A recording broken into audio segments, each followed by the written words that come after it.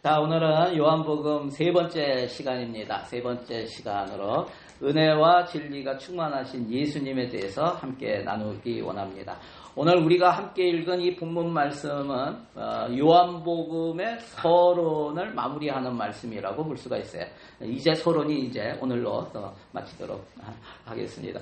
사도 요한은 예수님을 뭐라고 소개를 했었습니까? 말씀이라고 했죠. 태초에 말씀이 하나님과 함께 하셨고 그 말씀이 하나님이시다라고 증언을 했습니다. 그리고 그 말씀 하나님이신 예수님 안에 지난주에는 뭐가 있다고요? 빛과 생명이 계시다.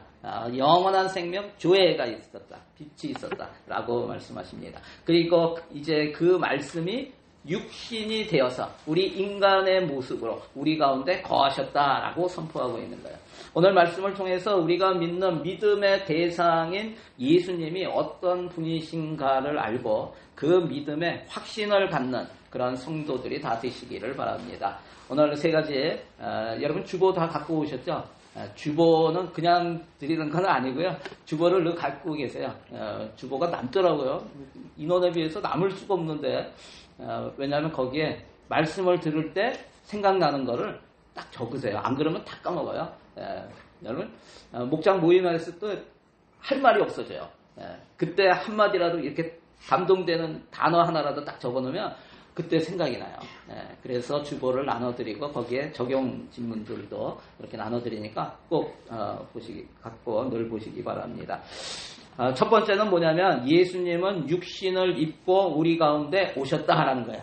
예수님은 육신을 입고 우리 가운데 오셨다. 우리 14절 말씀 같이 한번 읽겠습니다. 시작. 말씀이 육신이 되어 우리 가운데 거하심에 우리가 그의 영광을 보니 아버지의 독생자의 영광이요 은혜와 진리가 충만하더라. 여러분 이 한 구절은 이 요한복음 1장 14절은 기독교 신앙의 중심이라고 볼 수가 있고 복음의 핵심이라고 볼 수가 있습니다. 이게 굉장히 중요한 말씀이에요. 여러분 기독교가 종교와 다른 것이 무엇이라고 했어요? 종교와 기독교가 다른 것. 기독교는 종교가 아닙니다. 여러분 기독교와 종교가 다른 가장 큰 특징이 무엇인가 하면은 종교는 사람이 하나님을 찾아가는 거예요. 인간이 하나님을 찾아가는 거예요. 보이지 않는 신을 만나기 위해서, 보이지 않는 신을 달래기 위해서 나무에 절을 하고 우상을 세워놓고 거기에 제사를 드립니다. 그런데 기독교는 아니라는 거예요. 기독교는 신이, 하나님이 인간에게 찾아오신 거예요. 다른 종교는 인간이 마치 신처럼 되어서 신과 소통하기를 원하는 거예요. 신과 통하려고 해요. 그러다 보니까 신의 경지까지 자기가 올라가야 돼요. 어느 정도 올라가야지 신과 통할 수 있다고 생각하는 거예요. 그래서 다른 종교에서는 뭘 해요? 수련을 하는 거예요. 불교에서는 참선을 합니다. 힌두교에서는 뭐예요? 요가를 합니다. 여러분 혹시 요가 하시는 분 계세요? 여러분 하지 마세요. 저는 권면합니다. 요가는 그냥 스트레칭 아닙니다. 스트레칭이고 그냥 운동이죠 라고 하는데 여러분 그렇지는 않습니다. 요가는 힌두교 사제의 훈련 방식이었어요. 그래서 이 요가의 가장 오래되고 최고 경전이라고 할 수 있는 파탄잘리의 요가 수트라라는 책이 있고 또 한 가지는 루시 리들의 요가 교과서라는 책이 있어요. 거기에 보면은 요가의 목적을 뭐라고 정의했냐면 이렇게 정의했어요. 모든 요가들은 최종적으로 같은 목표, 즉 브라만과의 연합을 이루기 위함이다. 브라만이 뭐예요? 이 힌두교에서 얘기하는 최고의 신이 브라만이에요. 그래서 모든 요가들은 이것이 아주 기본적인 것 위로 올라가면서 또 차원이 높아지는 것 그런 모든 것을 망라하고 모든 요가는 다 브라만과의 연합을 이루기 위해서 한다라는 거예요. 여러분 그래서 요가라는 말이요 산스크리트어로 유주라는 말에서 비롯된 거예요. 유주라는 말의 뜻이 뭐냐면 결합하다, 연합하다라는 뜻이에요. 그래서 신과의 결합을 위해서 이 힌두교의 사제들이 영적 훈련을 받는 게 결국은 뭐예요? 마귀와의 그 연합을 이루려고 하는 것. 여러분 그렇기 때문에 우리가 그런 걸 쫓아내야 돼요. 하지 마시기 바랍니다. 그냥 스트레칭 하세요. 진짜. 다른 종교에서는 인간이 신을 만나기 위해 신의 경지에 이르도록 이렇게 수련하고 올라가려고 하지만 기독교는 아니라는 거예요. 기독교는 하나님이 신이 친히 사람이 되셔서 우리 가운데 내려오신 것이에요. 우리를 찾아오신 거예요. 우리가 찾아가는 게 아니고 신이 우리를 찾아오시고 우리를 만나주신 거예요. 여러분, 신이 인간이 되셨다는 사실, 이게 뭐예요? 성육신이잖아요. 인카네이션. 성육신, 이것은 복음의 본질이자 우리가 믿는 예수 그리스도의 가장 큰 신비예요. 하나님이 인간이 되셨다. 신비이면서 복음의 본질입니다. 여러분은 성육신을 믿으세요? 하나님이 인간으로 오셨다는 이 사실을 믿으십니까? 여러분, 이게 무슨 뜻이에요? 하나님이 인간이 되셨다라는 것은 거기에는 뭐가 포함되어 있냐면요, 하나님께서 사람이 되셨다는 것에는 엄청난 희생이 포함되어 있는 거예요. 엄청난 희생. 왜 그렇습니까? 여러분, 하나님은 모든 천지 만물을 창조하신 하나님이시죠. 창조주이시죠. 전지전능하십니다. 모르는 것이 없으시고 못하실 일이 없으세요. 옴니포텐트 하십니다. 옴니센스 하십니다. 그리고 무소부재 하십니다. 옴니프레젠스 합니다. 무소부재라는 게 뭐예요? 안 계신 곳이 없는 거예요. 시간과 공간을 초월하는 것. 이것이 하나님이세요. 스스로 계신 분이고 창조에 포함되지 않는 창조주 하나님이세요. 반면에 육신을 입고 오셨다라고 하는데 여기에 육신이라는 말이 원어로 헬라어로 뭐냐면 사르크스라는 단어입니다. 사르크스. 여러분, 사르크스라는 단어의 뜻이 뭐냐면 인간의 연약하고 제한된 몸을 얘기하는 게 사르크스예요. 그러니까 뭐야? 우리의 몸은 어때요? 시간과 공간에 제한이 있죠. 우리의 몸은 한계가 있다는 거예요. 시간과 공간의 한계 속으로 창조주 하나님께서 들어오셨다라는 거예요. 제가 예전에 한번 설교 때 한번 말씀드린 것 같아요. 한국의 큰 기업의 외아들이 예수님을 믿게 됐죠. 그래서 믿고 신앙생활을 하다가 하나님의 부르심을 받고 선교사로 헌신을 합니다. 그런데 그 집안이 믿지를 않는 집안이에요. 선교사로 헌신해서 케냐로 가겠다고 하니까 그 집안에서 난리가 났어요.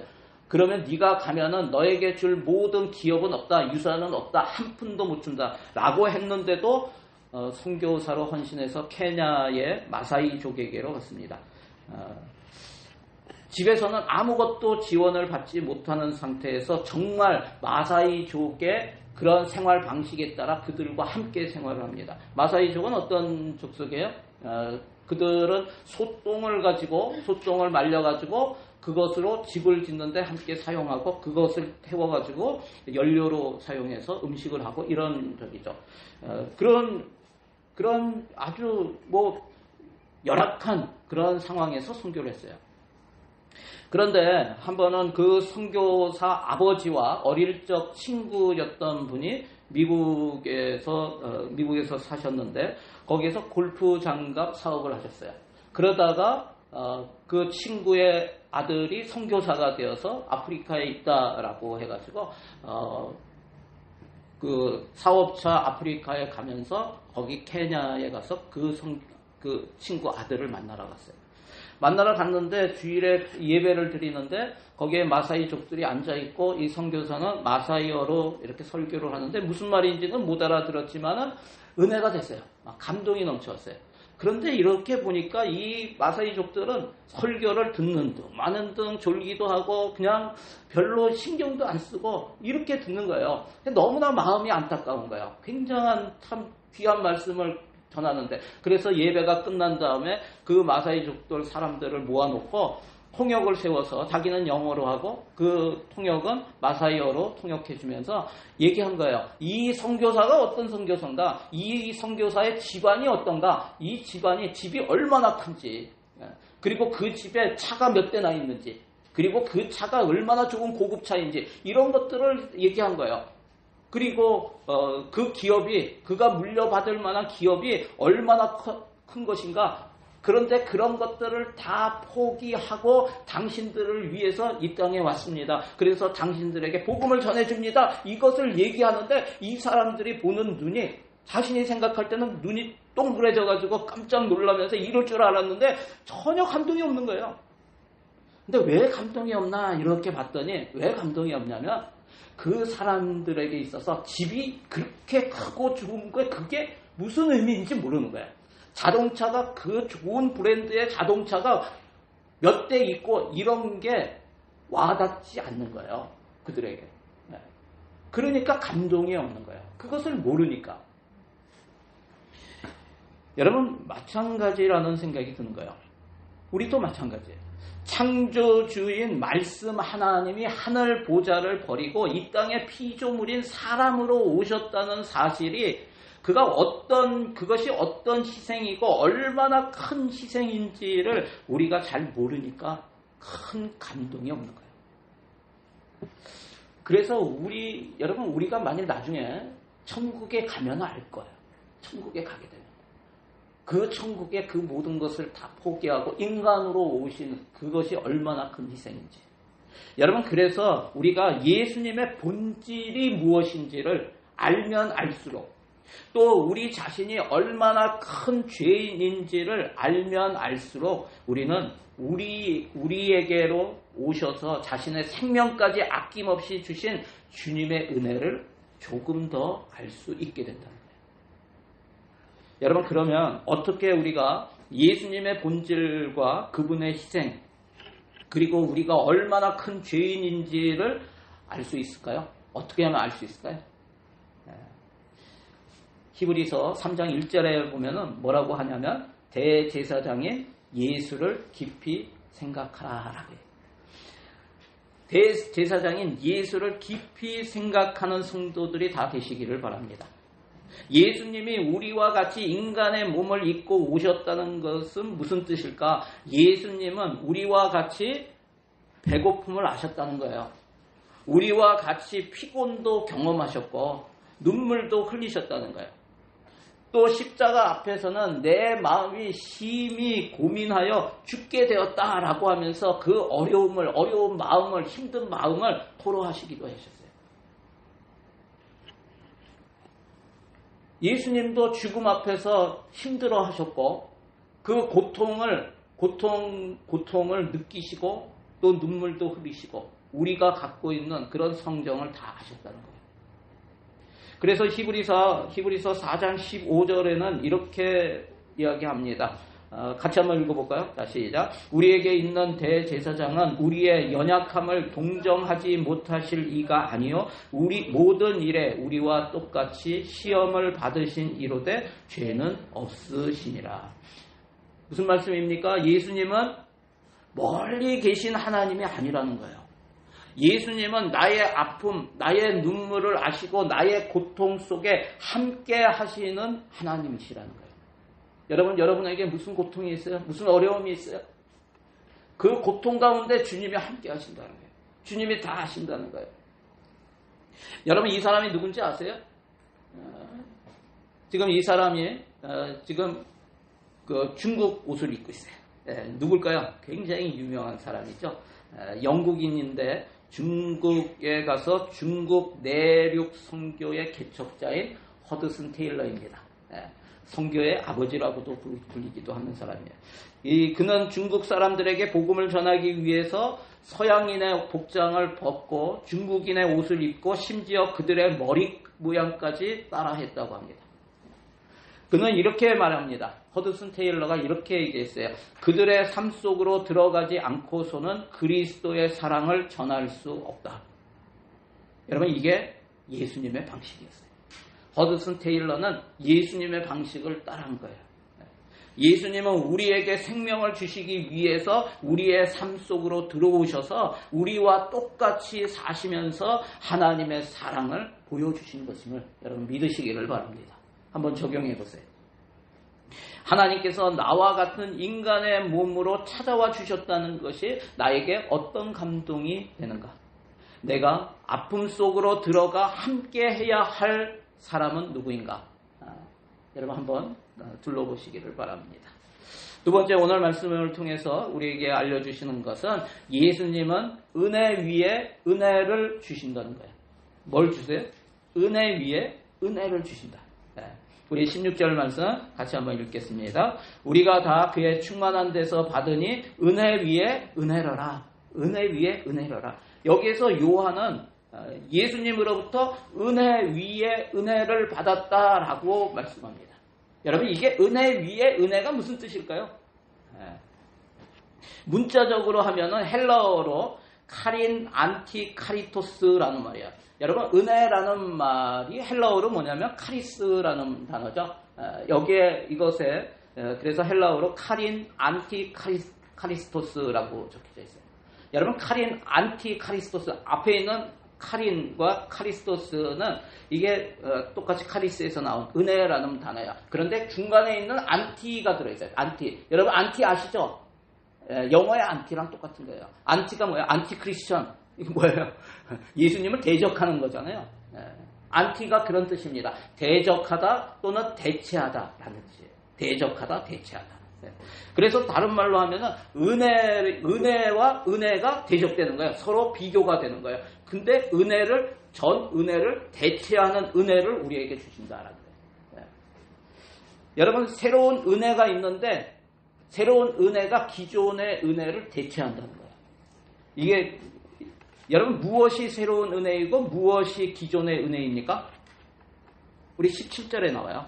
17절 말씀 읽겠습니다. 율법은 모세로 말미암아 주어진 것이요 은혜와 진리는 예수 그리스도로 말미암아 온 것이라. 여러분 모세로 말미암아 주신 율법이 바로 기존의 은혜라는 거예요. 하나님의 선물로 주신 것이죠. 하나님의 선물이고 기존의 은혜였어요. 그런데 이제는 예수 그리스도로 말미암아 주어진 복음이야말로 기존의 은혜를 대체하고도 남는 넘치는 은혜 그리고 진리다라는 것을 이야기하고 있습니다. 기존의 은혜, 여러분 기존의 은혜 율법은 뭐예요? 모세를 통해서 주어졌죠. 율법은 우리에게 하나님의 거룩함을 보여줍니다. 우리를 하나님의 거룩함을 보여주지만 우리를 구원할 수는 없어요. 마치 거울과 같아요. 율법을 통해서 거울은 어때요? 거울을 통해서 내 얼굴에 뭐가 묻었구나 이런 것은 알 수가 있잖아요. 그런데 거울이 내 얼굴을 씻어줍니까? 아니죠. 거울을 통해서 우리는 나의 죄를 볼 수는 있지만 내 죄를 사해 줄 수는 없다라는 거예요. 그런데 예수님께서 오셨다는 거예요. 그 예수님은 우리를 온전히 씻기고도 남는 은혜를 주신다는 거예요. 여러분 구약의 죄사함이라는 거 율법에서 얘기하는 구약의 죄사함은 언제 일어나요? 1년에 한 번 대속죄일이 있습니다. 그 대속죄일에 사람마다 뭘 갖고 와요? 짐승을 갖고 와서 잡습니다. 짐승을 갖고 와서 잡아서 그 피를 가지고 대제사장이 지성소로 들어가서 하나님께 올려드리면 하나님께서 그 피를 받으시고 이제 죄를 사하노라. 그런데 그 죄사함이 영원히 가죠? 아닙니다. 매년 해야 되는 거예요. 매년. 기존의 은혜는 기한이 있어요. 1년에 한 번. 1년까지 밖에 기한이 없다는 거예요. 영원히 가지 않는다는 거예요. 그리고 사람마다 가져와야 돼요. 그 제사는 한 사람에게만 해당하는 거예요. 그런데 예수님을 통해 주시는 은혜는 1년이 아니라 어떤 은혜요? 우리 인생 전체를 다 갚는, 우리의 인생 전체의 모든 죄를 다 씻는 은혜라는 거예요. 그리고 나 한 사람만의 은혜가 아니라 모든 인류, 모든 인간 전체의 그 죄를 다 씻어주는, 다 덮고도 남는 그런 은혜라는 거예요. 이것이 기존의 은혜를 대체하는 새로운 은혜라는 거예요. 그 은혜는 넘친다는 거예요. 넘친다는 거예요. 여러분 그 놀라운 은혜 위에 은혜의 근원, 은혜 위에 은혜의 근원이 뭐예요? 다시 16절 한번 보면은 뭐 어디로부터 그 은혜가 온다고 돼 있어요? 어디로부터? 그의 충만으로부터 받는다고 하는 거예요. 그의 충만으로부터. 예수님의 충만한 데서 넘치는 은혜가 흘러난다라고 말씀하고 있는 거예요. 넘치는 은혜가 흘러난다. 여러분 정말 예수님을 만난 사람들이 그래서 고백하게 되는 게 있어요. 그게 뭡니까? 정말 예수님을 만나면 넘치는 그 충만 가운데서 은혜 위에 은혜를 받은 사람들이 고백하는 게 있어요. 뭐라고 고백해요? 예수님만으로 만족합니다. 예수님만으로 만족합니다. 그 은혜가 내게 족합니다. 여러분 우리 같이 한번 믿음으로 같이 한번 읽어볼까요? 자, 시작. 예수님만으로 만족합니다. 그 은혜가 내게 족합니다. 아멘. 여러분 그렇게 생각하십니까? 예수님을 만나면 예수님의 그 충만 가운데서 은혜 위에 은혜가 우리 가운데 넘치게 부어진다는 거예요. 여러분 왜 그래요? 왜 예수님만으로 만족하고 왜 그 은혜가 내게 족합니까? 예수님은 은혜가 충만한 분이시기 때문에 그렇다는 거예요. 오늘 14절 말씀 다시 한번 읽겠습니다. 시작. 말씀이 육신이 되어 우리 가운데 거하심에 우리가 그의 영광을 보니 아버지의 독생자의 영광이요 은혜와 진리가 충만하더라. 예수님 안에는 은혜가 차고 넘친다는 거예요. 여러분 이것이 은혜가 차고 넘치는 것이 충만함이라는 거예요. 우리가 지난주 새벽 기도 때 신약에서 제일 길다고 하는 그 장을 우리가 나눴죠. 그게 뭐예요? 사도행전 7장, 그죠? 거기에 스데반의 설교가 나오는 거예요. 스데반의 설교 중에 이렇게 지난주에 나눴던 게 뭐냐면 이스라엘 백성들을 모세를 통해서 출애굽시키는 그런 장면들을 나눴습니다. 여러분 애굽에서 나오는 거예요. 애굽 종되었던 곳에서 나오는 거예요. 그 애굽이 뭐예요? 이집트죠. 여러분 그런데 이집트는 당시에도 그랬지만 지금도 이집트가 어디 있어요? 아프리카 북부에 있죠. 아프리카 북부에 있습니다. 여러분 아프리카 북부는 어떤 곳인가 하면 여러분 인공위성으로 찍으면 이런 모습이에요. 아프리카. 거기 전체가 다 뭐로 돼 있어요? 노란 게 다 뭐예요? 사막입니다. 무슨 사막? 세계에서 가장 큰 사막. 뭐예요? 사하라 사막. 이게 사하라 사막이에요. 그런데 그 중에서도 이집트에 보면은 그 위에 부분을 딱 보면 어떻게 돼 있어요? 여기를 보면은 파래요. 이집트는 아프리카에서도요, 다 사막인데도 그 중에서 놀라운 곡창지대예요. 많은 곡식이 생산되는 곳이에요. 왜 그런지 아세요? 나일강 때문에 그렇습니다. 여러분, 이 나일강 삼각주라고 하죠. 거기는 파래요. 이 나일강의 특징이 무엇이냐면은 여기가 열대 우림지대에 있기 때문에 1년에 한 차례씩은 엄청난 폭우가 쏟아져요. 그러면서 그 물이 나일강 물이 범람을 해요. 넘쳐나요. 넘쳐나면서 이게 사실은 여기 지중해랑 겹쳐져 있기 때문에 소금기가 이렇게 들어오거든요. 그런데 한 번 넘칠 때마다 있었던 소금기가 다 빠져나가요. 그러면서 물이 넘쳐나면서 그냥 물만 들어오는 게 아니고 거기에 많은 그 유기물들이 들어오게 돼요. 그래서 어떻게 되냐면 천연 비료가 된다는 거예요. 그래서 거기에는 씨만 뿌리면 엄청나게 자라는 거예요. 네. 여러분 이것이 그러니까 한 번씩 그냥 넣기만 하면 막 일어나는 거예요. 이게 충만함이라는 거예요. 충만함. 여러분 우리 인생도 이렇다는 거예요. 우리의 인생도 사하라 사막처럼 우리 인생의 주변이 다 메마르고 고통스러운 일들이 많이 일어나고 있잖아요. 그렇지만 우리가 그리스도 안에 온전히 거할 때 그 안에 넘치는 은혜로 말미암아 그 모든 고통과 아픔과 슬픔과 고뇌와 갈증과 후회가 다 모두 사라지게 되는 거예요.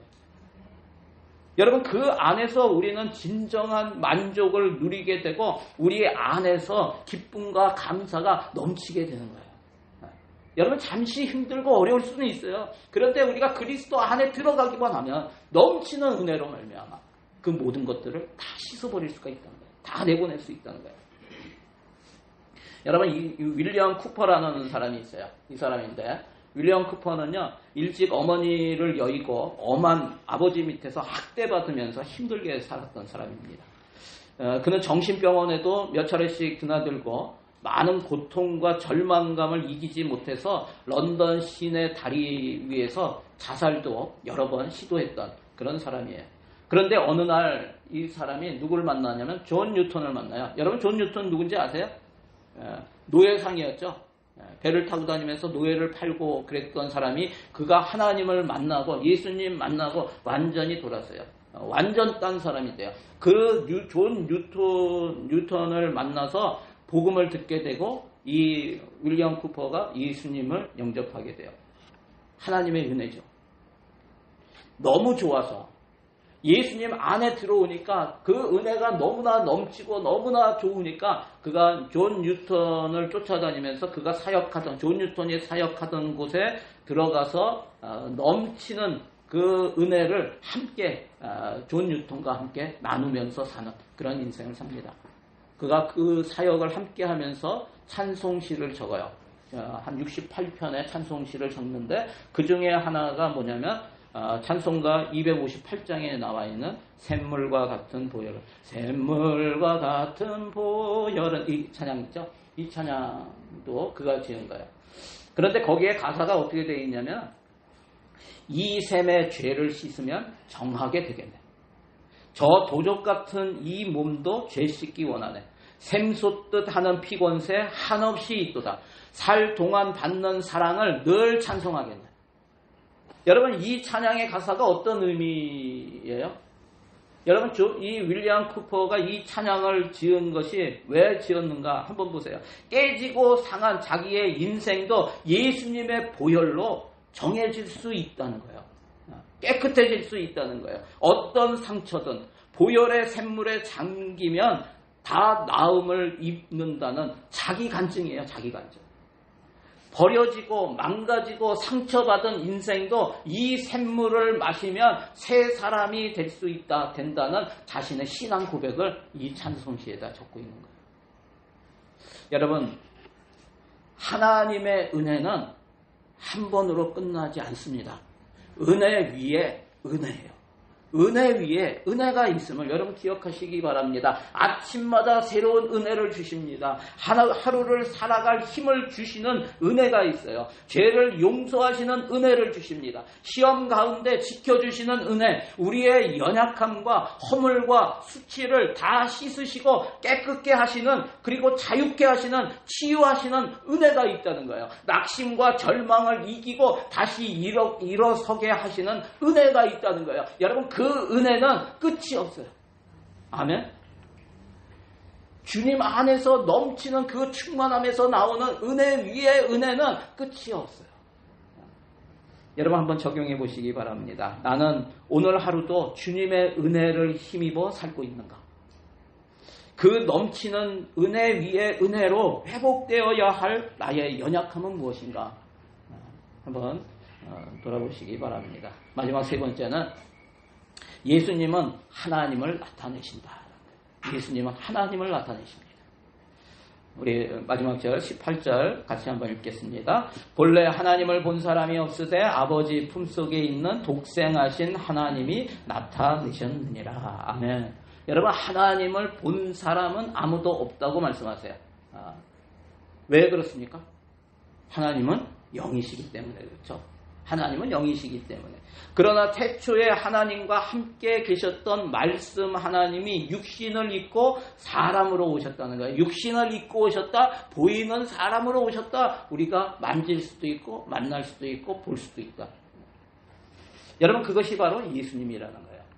이 성육신 사건을 18절에서는 아버지 품속에 있는 독생하신 하나님이 나타내셨다라고 해요. 제가 한 몇 주 전에 설교에서 이 얘기를 했어요. 하나님이 육신을 입고 인간의 사람으로 오셔야 했던 이유 두 가지를 설명을 드렸어요. 기억나십니까? 하나님이 왜 인간으로 오셔야 됐을까요? 두 가지 이유. 첫 번째는 뭐라 그랬어요? 우리 인간의 죄를 대속하시기 위해서. 여러분 인간이 지은 죄에 대한 죄값은 인간이 져야 돼요. 인간이 받아야 돼요. 그런데 그 죄값은 뭐예요? 인간이 받아야 될 죄값은 뭐예요? 죄의 삭은 사망이죠. 죽음이에요. 모든 인간이 죄를 지었기 때문에 그러면 어떻게 돼요? 모두 죽어야 돼요. 자기 죄값으로 다 죽어야 되는 거예요. 여러분 그런데 죄값을 치르려면 어떻게 돼야 돼요? 죄값을 치르려면 그 죄값이 죄보다 같거나 커야 되는 거죠. 그래야지 죄값을 갚을 수가 있는 거예요. 창조주 하나님의 값은 모든 피조물을 다 합친 것보다 비교할 수 없이 크다는 거예요. 창조물, 피조물들을 다 합친 것보다 창조주 하나님의 값은 더 크고 비교가 안 되는 거예요. 그래서 그 하나님이 인간으로 오셔서 모든 인류의 죄값을 대신 치를 수 있는 것입니다. 여러분, 예수님의 죽음은 모든 인류의 죄값을 한 번에 완전히 다 갚으신 거예요. 여러분, 하나님이 육신을 입고 사람으로 오셔야 했던 두 번째 이유가 뭐라 그랬어요? 우리에게 하나님을 보여주시기 위해서. 우리가 영이신 하나님을 보지 못하니까, 알지 못하니까 그 하나님을 알게 하시기 위해서 우리 육신을 입고 이 땅에 오셨다라는 거예요. 예수님의 말씀, 예수님의 행동, 예수님의 그 사랑 속에서 우리는 무엇을 볼 수 있습니까? 하나님을 볼 수 있는 거예요. 예수님의 말을 통해서 우리는 하나님을 보게 되고, 예수님의 삶, 예수님의 행동, 그것을 통해서 우리는 하나님의 마음과 하나님의 뜻을, 하나님을 알게 된다는 거예요. 여러분, 예수님의 사랑 속에서 우리는 하나님을 보게 됩니다. 그래서 예수님이 요한복음 14장 9절에 뭐라고 하셨어요? 나를 본 자는 아버지를 보았다라고 하죠. 나를 본 자는 아버지를 보았거늘 어찌하여 아버지를 보이라 하느냐? 이렇게 말씀하세요. 그래서 우리의 인생은, 우리 인생의 목적이 뭐라 그랬어요? 예수님을 닮아가는 것이라고 했죠. 여러분, 예수님 닮는 것을 목표로 삼으시기 바랍니다. 하나님께서 뭐라고 하셨어요? 레위기에 보면 계속 반복되는 말씀이 있어요. 그게 뭐냐면 내가 거룩하니 너희도 거룩하라 하는 거예요. 여러분, 우리가 내가 거룩하니 너희도 거룩하라. 우리가 어떻게 하나님의 거룩함을 어떻게 알고 우리가 거룩할 수가 있어요? 여러분, 육신을 입고 오신 예수님을 닮아가면은 그것이 거룩을 이루는 것이고, 거룩하신 하나님을 닮아가는 것이고, 성화의 길이라는 거예요. 여러분, 그게 성화예요. 성화라는 게 뭐예요? 하나님처럼 되어간다라는 게 성화잖아요. 여러분, 어거스틴이 이런 말을 했습니다. 예수 그리스도 안에서만 하나님을 온전히 알 수 있다. 어디에서요? 예수 그리스도 안에서만. 그래서 예수 믿지 않은 사람들이 하나님을 모르니까 어떻게 해요? 돌을 쌓아놓고 거기에 절하는 거예요. 우상을 숭배하는 거예요.